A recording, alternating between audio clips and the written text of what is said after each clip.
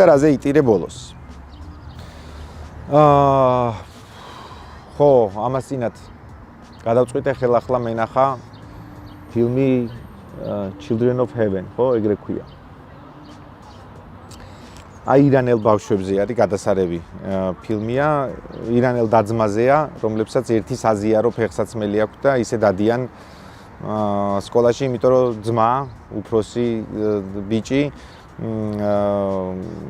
დაკარგავს საკუთარი დის ფეხსაცმელებს, რომელიც შესაკეთებლად ჰქონდა წაღებული და შემდეგ სადღაც მაღაზიაში შეივლის და იქიდან დაეკარგება და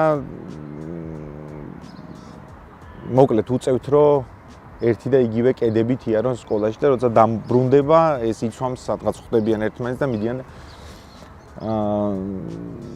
ისეთი ფილმი კი არ არის, რომ აი ცრემლები უნდა აღვარღვარო. ძალიან ესეთი ყოფითი ადამიანური ისტორია არის. და სხვათა შორის ძალიან კარგად ურტყამს ისეთ წერტილებს, რომელიც გამოგვივლია ბევრ ჩვენგანს, აი ახლა ვინც ამას უყურებთ. და აი როცა თქვით რომ რა არის ის ტრავმა, რომელიც დღემდე ახდენს შენზე გავლენას თუ როგორღაც ასე იყო ეს შეკითხვა.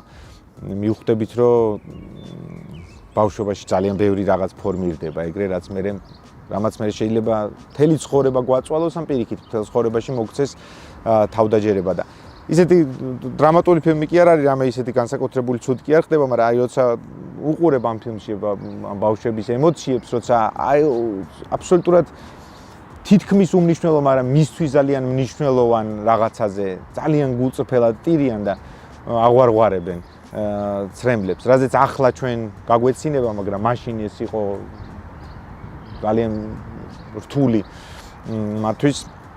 ხო და მაგ ფილმზე წამომეტირა. ისე ხშირად ვტირიყო, ოღონდ რაღაცის მიზეზი მომეც. როგორც წესი ფილმებზე ვტირიყო. როგორ ფიქრობ?